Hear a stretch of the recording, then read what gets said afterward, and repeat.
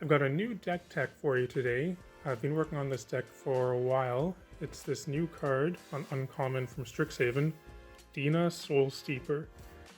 This deck I've been playing it a lot recently. It's very fun, and one of the cool things about it actually is that it kind of is basically like it's a Dina deck, but it's also kind of just a general Witherbloom deck, because there are 4 different commanders in here that you could kind of swap out and the deck would still work just fine because they all work with similar kind of themes. But definitely Dina is the commander I've chosen to play, so we'll take a look at her. It's a 2-mana Golgari Witherbloom Commander, legendary creature, Dryad Druid. She's a 1/3. The important part of text on here though is whenever you gain life, each opponent loses 1 life. So basically with this deck, what we want to be doing is gaining life multiple times. The main theme in here is life gain, and then another one is kind of sacrificing creatures. But you want to get multiple life gain triggers rather than just gaining a lot of life. So say if we gained 5 life, we would want to be doing that by gaining 1 life, then gaining 1 life, then gaining 1 life, and so on, because this will trigger each time. And then she also has this other ability, pay 1, sacrifice another creature. She gets +X+0 until end of turn, where X is the sacrifice creature's power. That effect can definitely be relevant. It's not what we're playing it for, but it is actually quite good because your commander acts as a sack outlet also, so you don't need to be playing another card just to have a sack outlet. You have one whenever you play your commander, it's just you need to pay the 1 mana for it. So definitely a good ability to have. So since we're playing green, we're definitely playing some ramp, and we want to be playing quite a few small creatures, I think, because like I was saying, one of the themes in this deck is sacrificing. So if we have small creatures like this, Birds of Paradise, Elves of Deep Shadow, they're great for ramp early on, but then later on in the game maybe we don't need so much mana, but it's still a cheap body we can use to sacrifice. So these are ramp creatures. We've also got Gilded Goose. It's basically another copy of Birds of Paradise. However, I think it's particularly good in this deck because it's also a recurable source of life gain. So when it comes into play, we make a food token. We can sack it to add a mana. However, with this, if we have some 2 extra mana at the end of any turn, we can just put it into this and make a food token. So then later on, whenever we want, we'll have that food token lying around, so we can sack it to get a trigger from Dina. I like Gilded Goose a lot in this deck. Also got a Deathrite Shaman. This card also is quite good for this deck. I mean, it's a mana dork, it can drain your opponents, it can gain you life, which will trigger Dina. This card is quite good for Dina. And then moving on past the mana dorks, we've got Deathgreeter here. This guy's pretty cool, just a 1 mana 1/1, but it says whenever another creature is put into a graveyard from the battlefield, you may gain a life. So that's cool because it doesn't count for just your creature, it's any creature. So if your opponent's creatures are dying and this thing is in play, as well as Dina, you'll get some Dina triggers off of that. And one thing I wanted to point out actually is that there are a lot of cards like Dina that will make an opponent lose life when you gain life, but hers is each opponent loses 1 life. So the cool thing with that is you don't really need to be targeting anyone. As you play the game, it kind of just pings everyone, all of your opponents down at once. So you can kind of use that to your advantage and not have a target put on your back. Because if you're going, targeting one player, then obviously they're going to want to get back at you, right? But with Dina, it's like, just by playing the game, you're just kind of reducing all of your opponent's life totals at the same time. Got an Essence Warden here. This card says whenever another creature enters the battlefield, you gain a life. So we can get a lot of triggers for Dina from that. This is one of the alternate commanders, potentially. Valentin, Dean of the Vein. It also flips over into this other card, Lisette, Dean of the Root. The main one I'm playing this for is Valentin. I could definitely see the other side being good, but the main one I'm playing for is this. Just a 1/1 Menace lifelink, but it has this other ability, a non-token creature an opponent controls would die, exile it instead, which is pretty good on its own, honestly. But also, when you do, you can pay 2, and if you do, you make a pest token. So with this guy, you can be, just incidentally kind of getting pest tokens. It also turns off any graveyard shenanigans your opponent might be doing. And even if you just play this on turn 1 and then follow it up with Dina, it's got Menace and Lifelink, so you can start getting in Dina triggers quite early. And then the other side, whenever you gain life, you can pay 1. If you do, put a 1/1 counter on each creature you control, and they gain trample till end of turn. Could definitely be useful as well. Pretty flexible card here. So a lot of 1-drops, but going on to the 2-drops, we got Sakura-Tribe Elder. It's just a great ramp card in green, and also, it's a creature that we can sack whenever we want to get a creature dying trigger. Scavenging Ooze, pretty cool because it's a recurable source of life gain triggers. This one works really well because we can do exactly what we want to do with the life gain triggers. We can gain 2 and then gain 2 again and then gain 2 again rather than just gaining a whole bunch of life at once. It's a good way to get lots of Dina triggers off. We've also got this Nether Trader. This is a pretty cool card for this deck, I think. It's just a 1/1 with haste and shadow for 2. Shadow, it's not an ability that you see very often, but basically it makes this unblockable unless for some reason someone else is playing something with shadow. But the important ability is whenever another creature is put into the graveyard from the battlefield, put into your graveyard from the battlefield, you may pay black. If you do, return this from your graveyard to the battlefield. You can do some really cool recursive stuff with this, because there are effects in here where whenever a creature dies, you can make a creature, so you can kind of get a chain going where you sacrifice a creature, trigger Dina, bring this back, sacrifice this, trigger Dina, make a creature, and you can just keep that going as long as you have mana to keep the chain going. Blood Artist, very popular commander card, but it fits basically perfect in this deck. Same with Zulaport Cutthroat, it's basically another copy of Blood Artist. So the main difference between these is that Blood Artist works whenever any creature dies. This is only when your creatures die. However, Blood Artist targets an opponent, or targets a player, but this drains all of your opponents. It's a fairly new card here in Marauding Blight-Priest. It just has Dina's ability. Whenever you gain life, each opponent loses 1 life. So they're really the same ability as Dina. But yeah, I mean, it's kind of just another copy of this trigger that we want to be triggering all the time, so it's quite good for this deck. Veto. At first, I thought that when I saw Dina, I thought that she was kind of a worse version of Veto, but I don't think that anymore. I think these cards are different enough that they're not, you can't say one is better than the other. So for Veto, it says whenever you gain life, target opponent loses that much life. So that's different in that, Dina, she doesn't care how much life you gain. It's just whenever you gain life, each opponent loses 1. But if you can gain, say, 10 life with Veto, you can hit someone for 10, right? However, I mean, one of the obvious differences is the mana cost, right? But also, Veto targets opponents, whereas Dina hits all of your opponents. So it's kind of the same difference as Blood Artist and Zulaport Cutthroat. So this works quite well in this deck, I think, and I wouldn't really say that Veto is a better version of Dina. I think they're, different enough. Courser of Kruphix. It's a, pretty cool card for getting lots of life gain triggers. Whenever a land enters the battlefield under your control, you gain a life, and it can also let you play some lands off the top of your deck. Twilight Prophet. I originally had this in my my Sig deck, actually, but I took it out and put it in this deck instead, because I think it actually works a lot better in this deck. Has the Ascend ability, so if you have 10 or more permanents, you get the City's Blessing, and then at the beginning of your upkeep, if you have the City's Blessing, it does like a Dark Confidant type of thing. Reveal the top card of your library, put it into your hand, except it's way better than Dark Confidant, because instead of just you losing life, it says each opponent loses life, X life, and you gain X life, where X is that card's converted mana cost. So this can drain opponents really quickly, can gain you a lot of life, can trigger Dina repeatedly. This is a really good card for this deck. There's a Falkenrath Noble in here, which is basically another copy of the Blood Artist effect.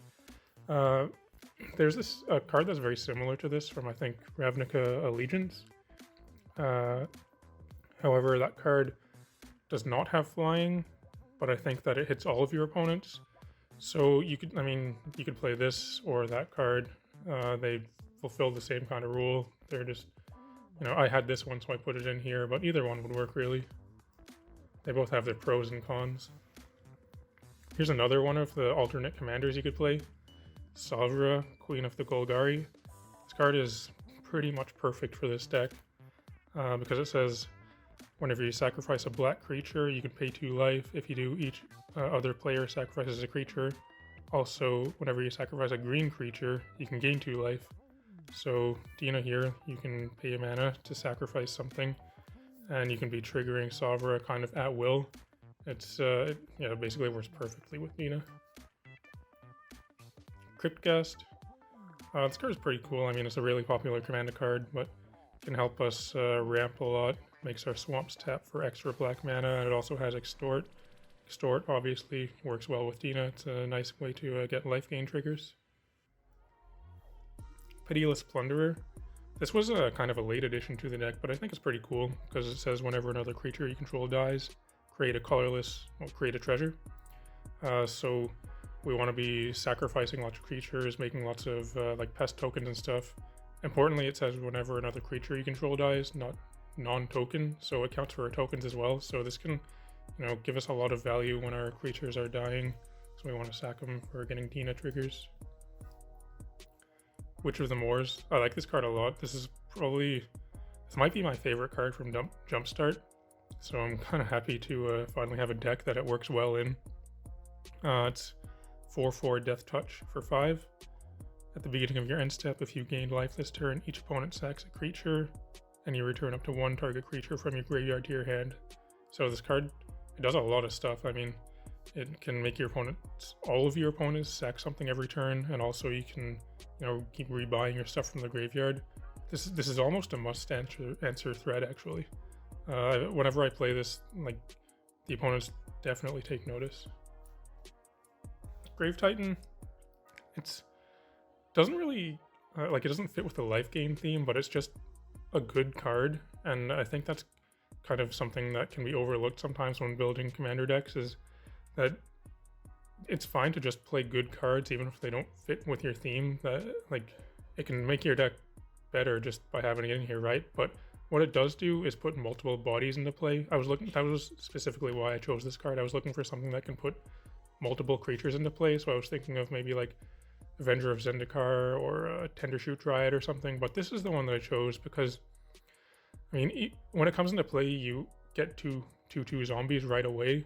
So even if this dies, you're still left with 2 more creatures, but then also when this attacks, you get 2 more zombies. So I think this card is pretty cool for this deck.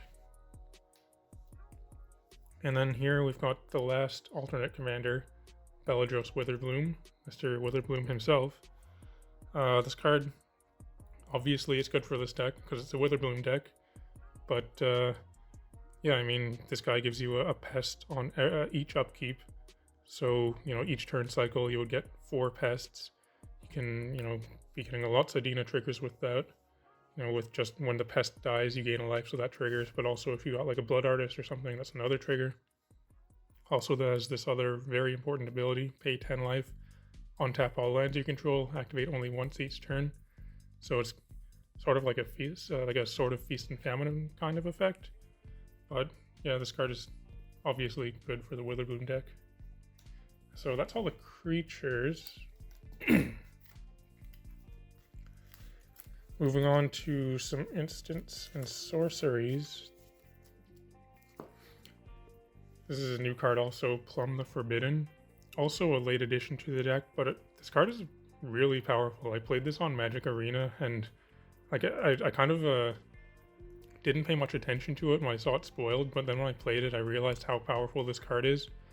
So it says, it's just a 2-mana instant, and as an additional cost to cast the spell, you can sacrifice 1 or more creatures. When you do, copy the spell for each sacrificed creature, and you draw a card and you lose a life. So you can just pay it for 2 mana to draw 1 and lose 1, which is, it's not great, but it's fine. But Say someone plays a board wipe or something, you can play this and sack all of your creatures. You can be drawing a whole bunch of cards. One of the really cool things that this does is there's another card in here. I'll just give you a sneak peek. Professor Onyx. It's not an infinite combo, but this is a very powerful combo because you can be sacking, upwards of, because we're making lots of creatures. Say you sack like 7 or 8 creatures, you copy this that many times, and you're going to be draining your opponents for a lot with Professor Onyx. We've got Demonic Tutor because we're playing Commander, so we want to have tutors.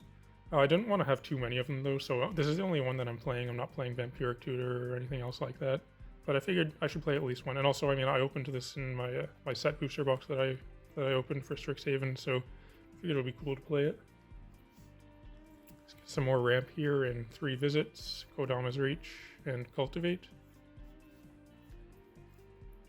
Some removal, Toxic Deluge, and Damnation.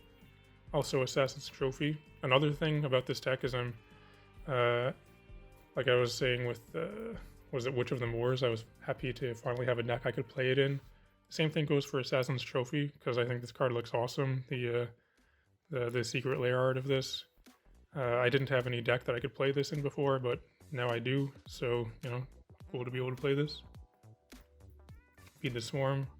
Some nice flexible removal for creatures or enchantments. Feast Within, removal for anything. This card, Death Sprout, I think is what it's called. It's a removal and ramp in 1 card.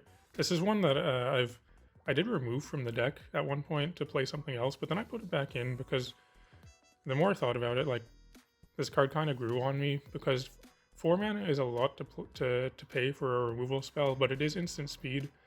But you also get to ramp at the same time, so you could remove your opponent's commander and ramp, so it's kind of 2 cards in 1.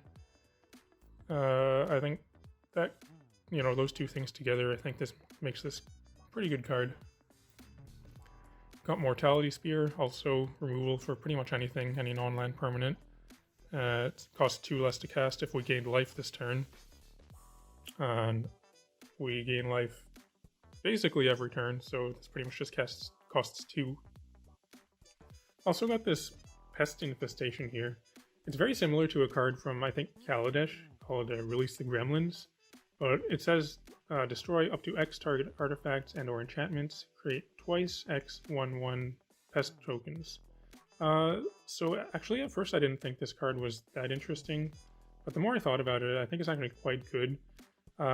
Because, since we're playing green, we can have potentially quite a lot of mana, so we could pump a lot of mana into X.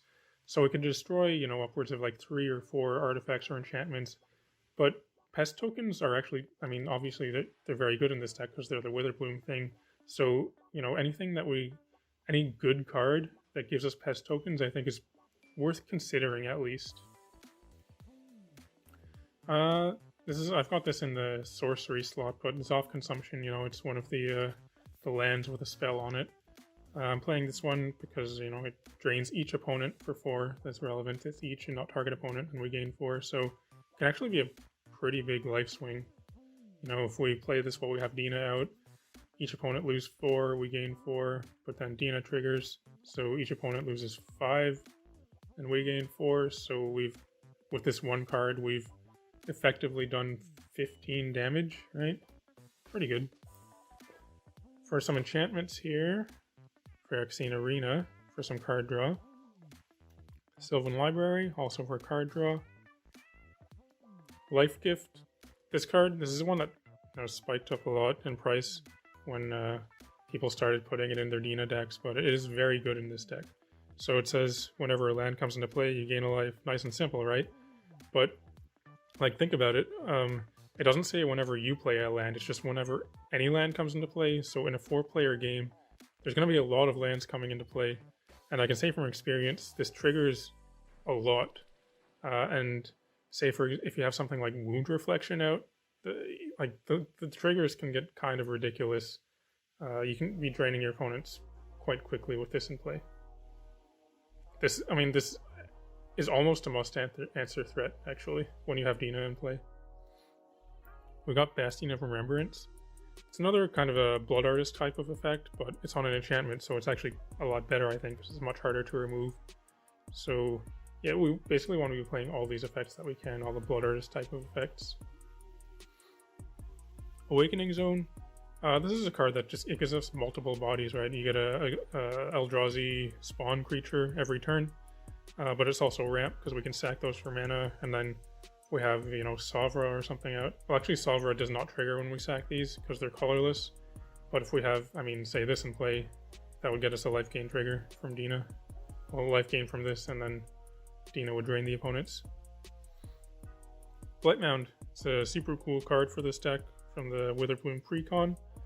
Attacking pests you control get +1/+0 and have menace. Don't really care about that effect. It could definitely be relevant, but the part that I'm playing it for is whenever a non-token creature you control dies, create a pest token.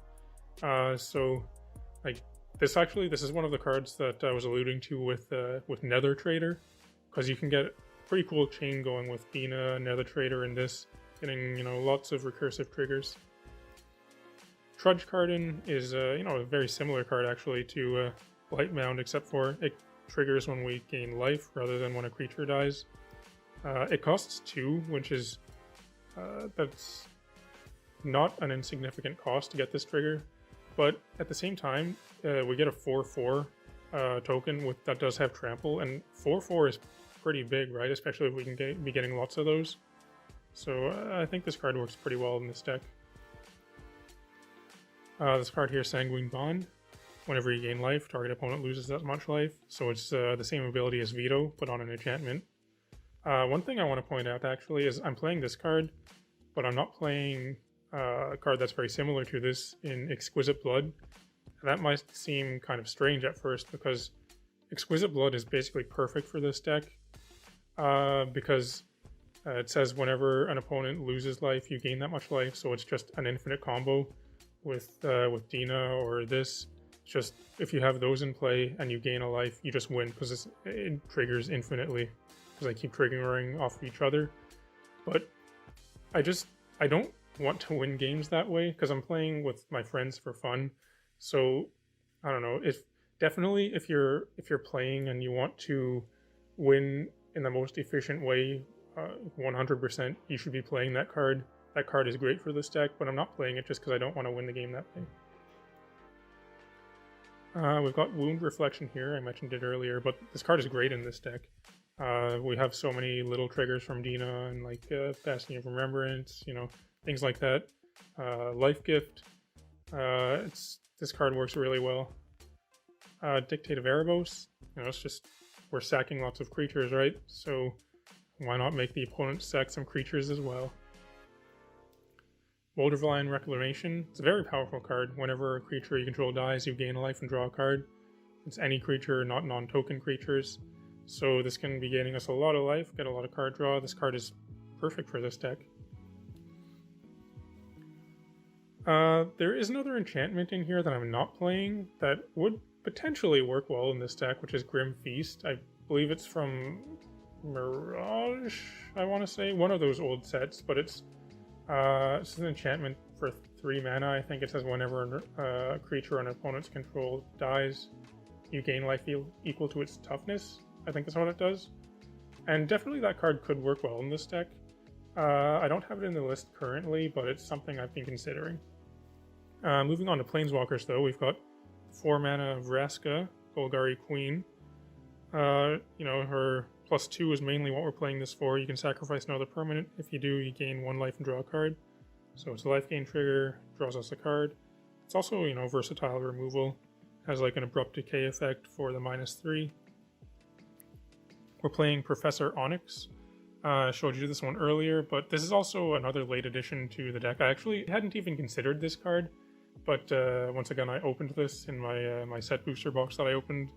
So after I read it, I realized it's actually pretty good for this deck.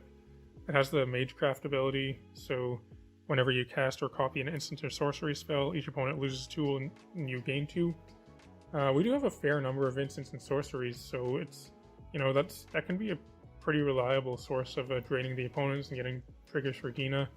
like I said before, it works really well with Plumb the Forbidden, because say, with Plumb the Forbidden, if we sack, I don't know, like 5 creatures, we will be casting this, and then copying this 5 times, so that would be 6 triggers for Professor Onyx, so it would drain them for 12, and then each of those times, that would trigger Dina as well, so drain them each for 6 more. Pretty powerful. And then, also, you know, her +1, lose a life, look at the top 3 cards of your library, put 1 into your hand and the rest into your graveyard, or -3, each opponent sacks a creature with the greatest power among creatures that player controls. Like, it's just, those are both good abilities, and then with this, you know, very relevant passive ability tacked on top of it, I think this card works pretty well in this deck. Got a Soren Markov. This is a very popular commander card, but I mean, his +2, it gets us some life gain, drains the opponent, but also there are, you know, lots of decks where they can have an infinite life gain combo, so your opponent could end up with infinite life, so at that point you can't drain them out. But if you have Soren, you can just -3 Soren and make their opponent life total, and make your opponent's life total become 10. So, you know, they don't have an infinite life anymore, the life is only 10. Soren, you know, very powerful card. This card is pretty cool for this deck. Profane Memento. It's just a 1-mana artifact. Whenever a creature card is put into an opponent's graveyard from anywhere, you gain a life. So you can just play this on turn 1 and just have it sit there and get lots of life gain triggers from Dina. But the important thing is that it says put into the graveyard from anywhere. So there are lots of decks that want to be doing things like self-mill or discarding or something like that. So this can kind of shut those decks down, because if your opponent wants to play, you know, like Traumatize or something on themselves to get lots of cards in their graveyard, and this is in play, that's going to be potentially quite a lot of life gain triggers, which could give you a lot of Dina triggers, you know, which can lead to some fun stuff for you. Fountain of Renewal, kind of a similar card, just a 1-mana enchant, 1-mana artifact. At the beginning of your upkeep, you gain a life, so it's a life gain trigger every upkeep, you know, all of your upkeeps, and you can pay 3 and sack this to draw a card. I mean, I kind of feel like most of the time it's worth just leaving this in play, but if you're really desperate to find something, you can cycle this away, kind of. Aetherflux Reservoir. I'm also happy to finally have a deck that I can put this in. Very powerful card. 4-mana artifact from Kaladesh. Whenever you cast a spell, you gain 1 life for each spell you've cast this turn. Then you can pay 50 life to do 50 damage to a creature or a player. So, you know, since we're playing a life gain deck and we're casting lots of small spells, this card is pretty much perfect for the Dina deck. Skull Clamp, because we have lots of little tokens, you know, pests and things. Great way to draw lots of cards. Sword of the Animist. Doesn't really fit with the theme or anything in this deck, but it's another card like Grave Titan where it's just a good card, right? I play this in a lot of my commander decks. It's one of my, I guess it's probably one of my favorite cards to play in commander, but it's, you know, it's just a really reliable way of making sure you have enough mana and keeping up with the opponents, because a lot of times in commander, just hitting your land drops in every turn isn't even enough, because ramp is so powerful, like pretty much everyone's ramping, right? So you need to have some amount of ramp, I feel, just to keep up, and this is a way that you can do that in any deck. Any deck that plays creatures, I suppose. We've got some artifact ramp here as well. Soul Ring, Mox Amber. I've said before, I think Mox Amber is great in any commander deck that has a commander that costs 3 or less.